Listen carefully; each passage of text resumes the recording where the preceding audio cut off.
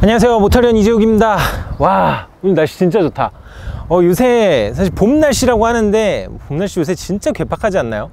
뭐 황사도 왔다가 미세먼지 왔다가 막 비 쏟아졌다가 그러다가 오늘 참 또 운 좋게 이렇게 또 시승을 하는 날 맑은 날씨를 맞이하게 됐습니다. 자, 오늘 이 따뜻한 봄 날씨에 함께 시승할 차는 푸조에서 1년 만에 또 신차가 나왔죠. 자, 신형 3008 GT입니다.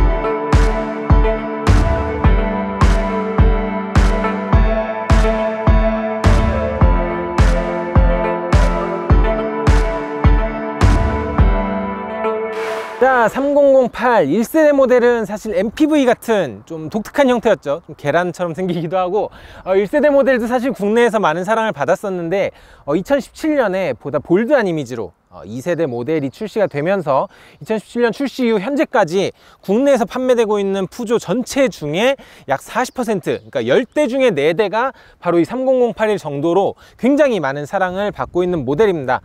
푸조 입장에서는 과거에는 좀 소형차, 특히나 뭐 해치백 중심으로 좀 굳어져 있던 이미지가 이 3008 출시와 함께 조금 더 본격적인 어떤 SUV 브랜드로 좀 탈바꿈하는 그런 계기를 마련해 준 모델이기도 한데요.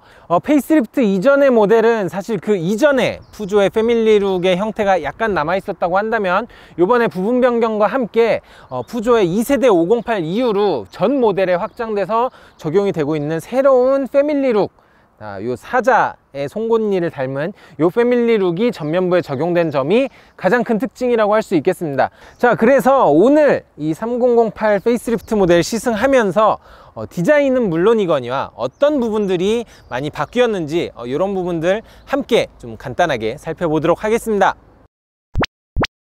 자, 뭐 일단 한눈에 봐도 아시겠지만은 전면부의 디자인 정말 확 바뀌었습니다.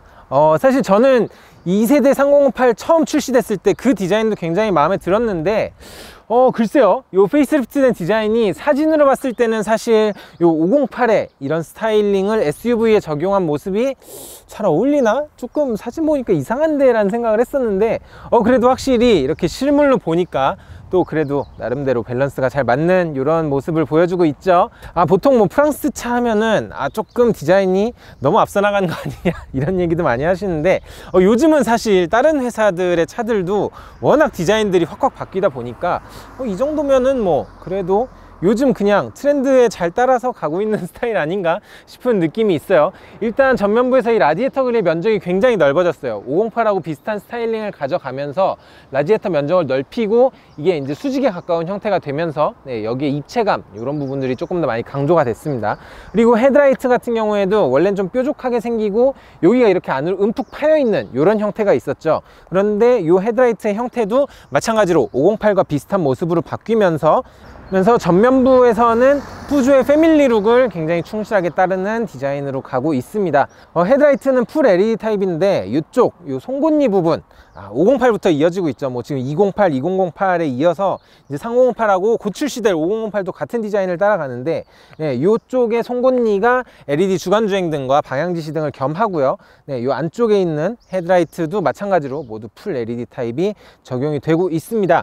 한 가지 이제 특이한 점이라면은 안개등이 삭제가 됐어요. 원래 3008에 이쪽에 이렇게 안개등이 들어가 있었는데 그 안개등이 삭제가 되고 여기에는 이렇게 가니쉬가 들어가면서 조금 더 어떤 디테일 쪽에 더 좀 집중을 한 그런 모습을 보여주고 있습니다. 그리고 또 한 가지 변화, 잘 보이실래나? 여기 전면부에 이제 3008이라는 레터링이 들어갔어요. 원래 3008 페이스리프트 모델에 처음에는 이게 안 들어가 있었고 508 2세대가 출시되면서 508부터 여기에 이제 레터링이 들어갔죠. 사실 이제 앞쪽에 이렇게 차명이 들어간 게 한국인 정서에서는 별로 익숙하진 않아요. 그래서 이게 좀 뭐야, 이거 무슨 차 자랑하는 저기도 아니고 라고 생각을 하실 수 있지만은 이게 이제 사실은 헤리티지가 들어있는 부분이죠.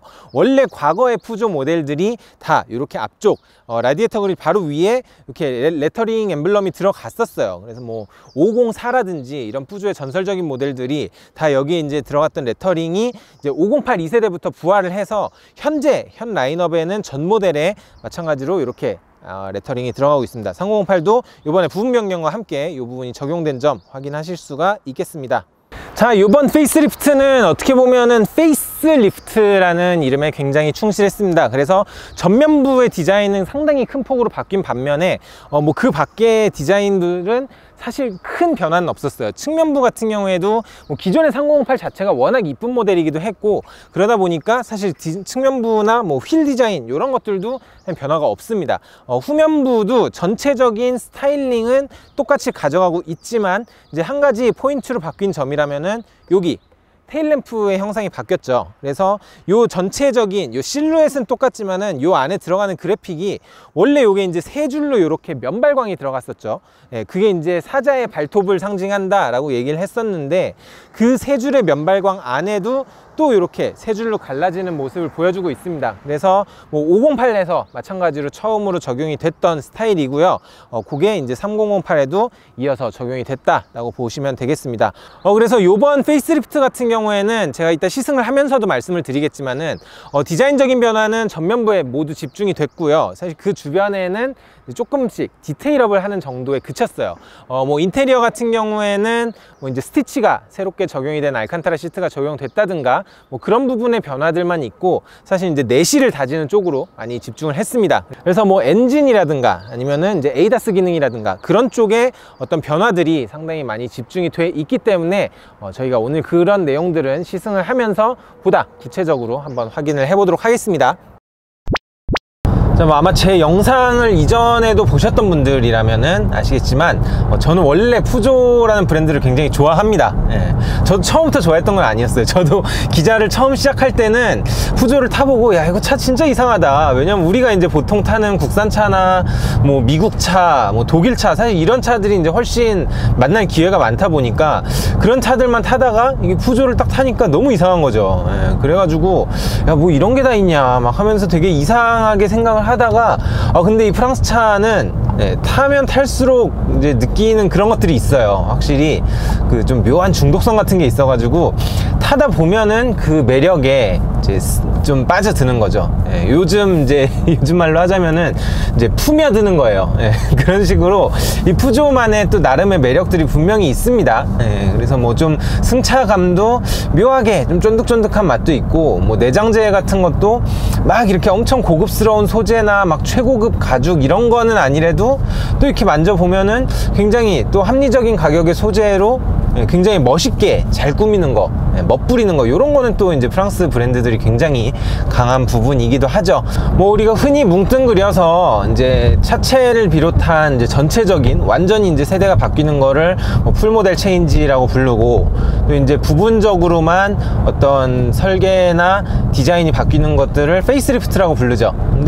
그런데 이 페이스리프트라는 것도 어떤 브랜드에 따라서 좀 경향성이 있어요. 그래서 어떤 브랜드는 이제 페이스리프트를 할 때 디자인이 거의 안 바뀌는 경우도 있고요. 또 어떤 데는 이제 페이스리프트라고 부르지만은 실제로는 이제 풀모델 체인지에 가깝게 뭐 굉장히 많은 부분들이 바뀐다든가 뭐 이런 식으로 이제 브랜드마다 약간씩 차이가 있는데, 푸조 같은 경우에는 원래 페이스리프트에서 그렇게 힘을 많이 주지 않는 편입니다. 그래서 이전에 어떤 부분 변경된 모델들이나 이런 차들을 보더라도 뭐 범퍼의 형상이라든가 이런 것들을 약간 세련되게 다듬는 정도지, 어떤 뭐 사양이라든가 뭐 퍼포먼스라든가 이런 부분들이 막 크게 큰 폭으로 변하고 그러지는 않았었거든요. 그런 측면에서 보자면은 3008의 이번 페이스리프트는 굉장히 이례적이죠. 푸조치고는 외관, 특히나 전면 디자인이 상당히 많이 바뀌었고, 이게 508에서 처음 제시된 이후에 뭐 208, 2008 이런 여러 모델들에서 연달아서 어떤 적용됐던 이런 디자인 큐들이 그대로 3008하고 5008에도 이식이 되면서 우리 푸조가 앞으로 계속해서 밀고 나갈 디자인은 이런 형태 라는 부분을 보다 뚜렷하게 제시를 해주는, 명시를 해주는 그런 효과가 있었다라고 좀 정리를 할 수가 있겠습니다. 파워트레인은 기존의 3008이 이제 1.5 디젤하고 2.0 디젤하고 이렇게 두 가지 파워트레인이 제공이 됐었는데 이번 모델 같은 경우에는 현재로서는 일단 1.5 디젤만 국내에 출시가 됐어요. 네, 그래서 성능은 약간 강화가 됐습니다. 그래서 최고 출력이 원래 130마력이었는데 131마력으로 올랐어요. 그러니까 뭐 사실 1마력이라는 게 크게 의미 있는 수치는 아니고, 근데 뭐 그거보다 중요한 부분은 이 엔진이 이제 유로6D에 대응을 할 수 있는 새로운 엔진으로 변경이 됐다라는 부분이 조금 더 중요하게 작용을 하겠죠. 그래서 이게 기존하고 동일한 성능을 내면서 훨씬 더 효율적인 측면에서 개선이 많이 이루어졌습니다. 네, 그래서 기존에는 복합 연비가 14.0km/L였는데 이번에 페이스리프트 된 모델 같은 경우에는 공인 연비 기준으로 15.4km/L를 기록을 하고 있고요.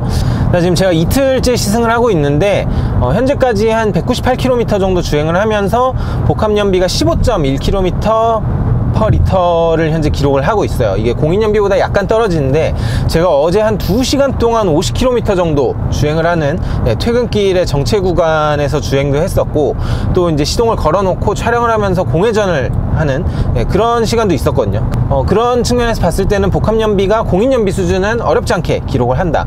그리고 제가 지금 고속도로 주행을 하면서 어제부터 해서 한 65km 정도 자유로를 비롯해서 고속 주행, 정속 주행만 하고 있는데, 여기서는 현재 18.5km/L을 기록을 하고 있습니다. 제가 만약에 지금 리셋을 하면은 한 22, 23 정도까지 나오는 거를 제가 확인을 했어요. 그러니까 상당히 연비적인 측면에서 굉장히 뛰어난 효율을 보인다는 게 상당히 큰 메리트인 거죠. 지금 이 3008 같은 경우에 차급으로 치자면은 뭐 현대의 투싼이나 기아 스포티지나 이런 이제 준중형급의 SUV에 해당을 하는데, 이런 급들 중에서 사실 뭐 하이브리드 모델이 아닌 이상은 뭐 20km를 넘나드는 연비, 뭐 타사의 어떤 준중형급 디젤 SUV들도 절대로 이 정도의 연비를 쉽게 기록을 못하는 거죠. 그러니까 어떤 연료 효율적인 측면, 그리고 배출가스적인 측면, 이런 부분들을 개선을 하면서 기존의 성능은 동일하게 유지를 했다.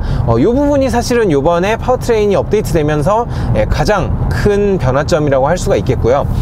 디젤 엔진이기 때문에 또 토크가 상당히 넉넉하다는 이점이 있죠.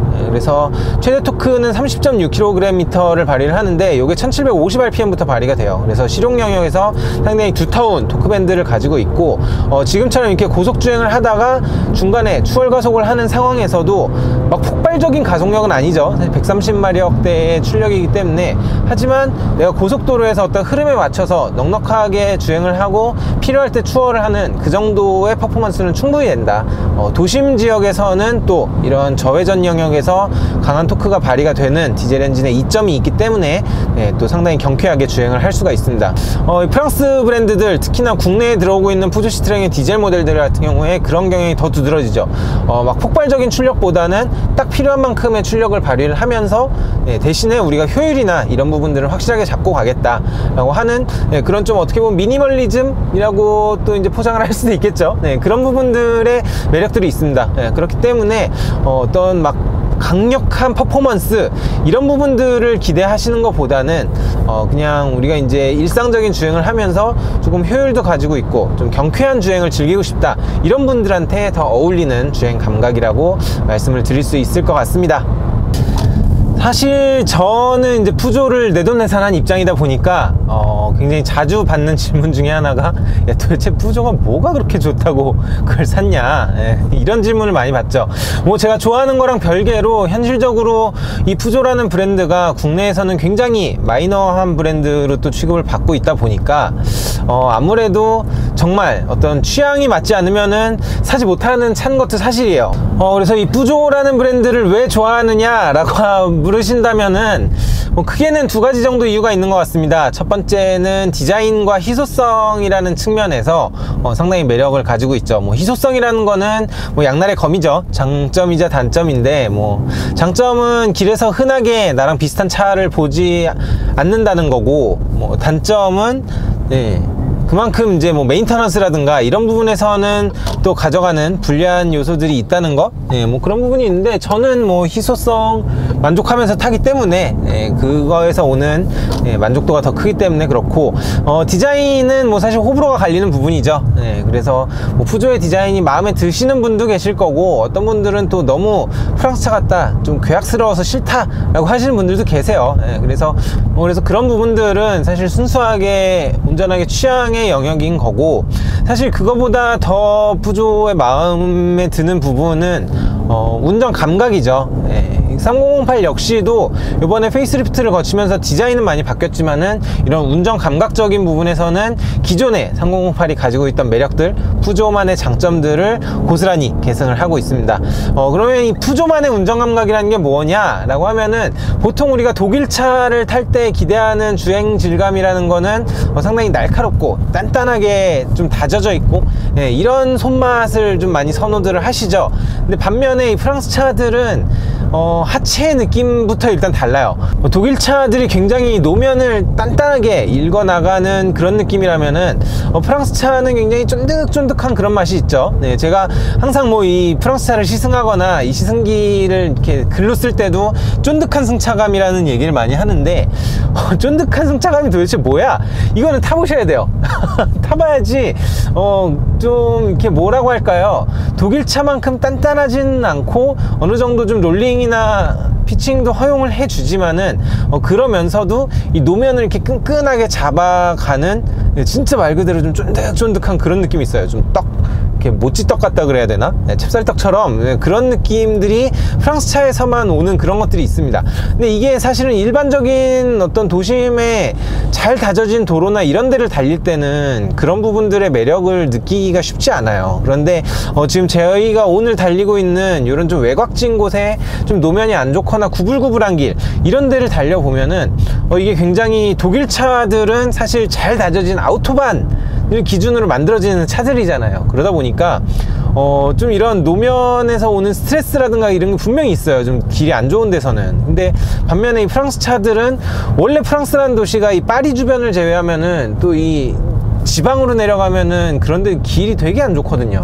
그런 환경에서 운행을 하는 차들이다 보니까 이렇게 노면이 안 좋은 데서 상당히 좀 스트레스도 덜 하고, 또 어떤 길을 달리든 간에 굉장히 좀 재밌게 주행을 할 수 있다는 장점이 있습니다. 이 아이콕핏 인테리어가 푸조 208 1세대를 시작으로 푸조 전 모델로 확장이 됐는데, 이거의 핵심 중에 하나는 이 계기판을 위쪽으로 올려서 이게 헤드업 디스플레이의 역할을 겸하고 스티어링 휠의 직경을 줄여서 이 계기판을 언제나 편하게 볼 수 있게 만드는 거죠. 이 스티어링 휠의 직경이 작아졌기 때문에 사실 이 운전하는 손맛 같은 게 굉장히 좋은 거죠. 뭐 푸조 하면은 국내에는 이제 디젤들, 연비 좋은 모델들만 들어오니까, 야 이게 뭐 빠르지도 않은데 손맛이 좋으면 뭐하냐 라고 생각을 하실 수도 있지만, 실제로 타보면은 내가 막 무리하지 않아도, 무리하거나 막 너무 부담스러운 출력을 막 통제하느라고 애쓰지 않아도 언제든지 좀 일상적인 주행을 즐겁게 즐길 수 있다는 거, 그런 부분에서 오는 메리트가 분명히 있는 거죠. 한 가지 이번 신형 3008에서 마음에 안 드는 부분이 변속기 세팅인데, 변속기가 아이신의 E88이라는 8단 토크 컨버터 자동 변속기가 들어갔죠. 근데 기본적으로 푸조에서 사용하고 있는 이 변속기들이 토크 컨버터 타입임에도 불구하고 락어 클러치를 굉장히 빨리 걸어요. 그래서 효율적인 측면이라든가 뭐 주행하면서 직결감, 이런 부분에서는 이런 락어 클러치가 빨리 걸리는 부분들이 장점이 되는데, 근데 지금 제가 한 이틀 정도 시승을 해보니까 이게 뭐 가속하는 상황이나 정속 주행하는 상황, 이런 때는 이게 별로 거부감이 없거든요. 뭐 변속 충격이나 이런 것도 없이 굉장히 잘 다듬어져 있는데, 조금 이제 낮은 속도로 약간 정체 구간 같은 데서 이제 낮은 속도를 유지하면서 가는 그런 상황들 있죠. 뭐 한 30에서 뭐 50km 사이 정도, 그 정도의 속도로 계속 이제 가다가 속도 조금 줄였다가 가다가 줄였다는 이런 상황에서 변속기가 약간 좀 튕기는 느낌들이 있어요. 그러니까 이게 그 각 단이 이제 다운시프트를 순간적으로 했다가 또 업시프트 했다가 막 이런 게 반복이 되면서 좀 울컥거리는 느낌이 굉장히 강해지는 거죠. 사실 뭐 듀얼 클러치나 기존의 푸조가 사용하던 MCP를 쓰지 않고 토크 컨버터로 변속기를 바꾼 게 그런 부분들을 최소화하기 위해서인데 근데 이런 울컥거림들이 좀 남아있다는 거, 이거는 좀 세팅적인 측면에서 약간 아쉬운 부분이 있지 않나 라는 생각이 드네요. 자, 오늘은 푸조의 신형 3008을 함께 좀 시승을 해 봤습니다. 3008이 사실 이제 푸조, 특히나 국내 시장에서도 상당히 이제 볼륨이 되는 모델이죠. 아무래도 이번 신형 모델 역시 내부적으로는 좀 많은 기대를 걸고 있지 않을까라는 생각이 드는데, 다만 이제 가격이 기존보다 약간 올랐죠. 기존에는 1.5 디젤에는 GT가 없었긴 한데, 근데 이제 GT 라인 모델이 4,200만원대 정도에 책정이 돼 있었던 반면에, 요번에 지금 이 3008 GT가 4,670만원으로 책정이 됐어요. 그러다 보니까 아무래도 가격적인 측면에서는 이전보다 약간은 메리트가 약해진 거 아닌가 라는 부분이 또 우려가 되기는 합니다. 제가 이제 아까 품며든다 라는 말씀을 드렸는데, 푸조의 매력은 진짜 말 그대로 스며들어요. 그러니까 처음에는 딱 보면은 이거 뭔가 차가 좀 이상하다. 우리가 보통 알던 국산차나 독일차나 이런 브랜드들하고는 좀 이제 지향점이나 어떤 스타일이나 이런 게 차이가 크다 보니까 처음 보면은 좀 낯설죠. 낯설고 좀 뭐야 이런 생각이 들지만은 일단 타보세요. 만약에 어떤 디자인이나 이런 부분이 딱 관심이 간다, 그래서 푸조를 한번 사볼까 라는 고민이 드신다면은 타보시면서 또 판단을 해보셔도 충분히 좋은 선택이 되지 않을까 싶습니다.